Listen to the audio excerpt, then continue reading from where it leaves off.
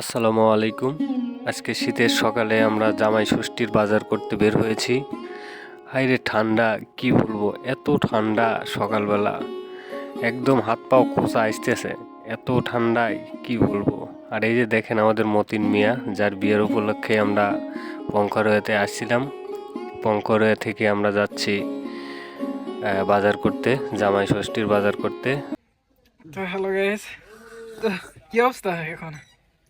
অবস্থা নাই। এই সকালবেলা লাইরি মনপুর বাজারে আইছি নাকি লাইলি মনপুর বাজার, এখানে আইসে তিনটা ছানো নিলাম।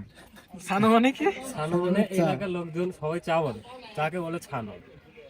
আর সকালের যা ফিল, মানে চাটা খাওয়ার যে অনুভূতি, মানে কি বলবো, অমায়িক এক কথা। আচ্ছা ঠিক আছে। আর কথা বলতে পারতেছি না, পরে এক সময় বলবো না, মানে আমার শরীরটাই ছানো হয়ে গেছে। চা খাওয়ার শেষে আবারও আমরা মাছ বাজারে ঢুকলাম মাছ কিনতে। মাছালা মাছ তুললেন দুটি, দেখা যাক কয় কেজি হয়। আসলে মাছ কেনার এক্সপিরিয়েন্স যদিও নাই আমাদের, তারপরেও মাছ কিনতে আসলাম, যদিও এই এলাকার আমরা জামাই। সুদা রেখে দিন,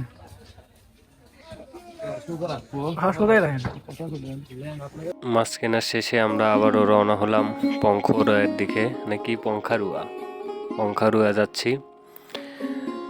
আমরা বাদাম কিনেছি, মাছ কিনেছি। বাদামগুলো যদিও ভাবিদের জন্য, আমরা খুবই খুশি মাছটা কিনতে পেরে।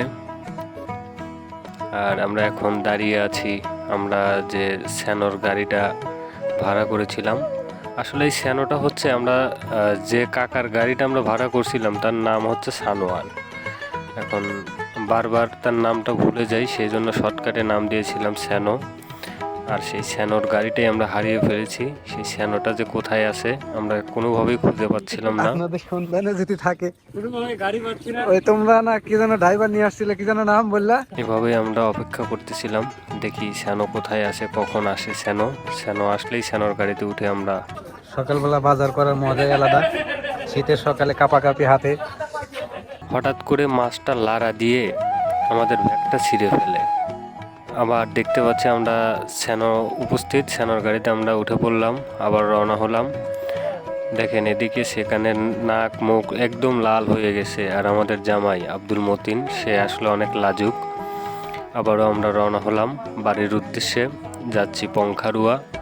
আসলে এই এলাকার যে ভিউটা, মানে অমায়িক, মানে গ্রামটা যে এত সুন্দর, মানে না আসলে কখনো বুঝতেই পারতাম না।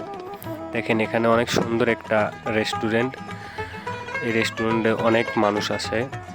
অনেক বড় একটি ব্রিজটা যদিও আমাদের দোহারি গ্রামের ব্রিজের ছোট হবে, কিন্তু দেখতে অনেক সুন্দর।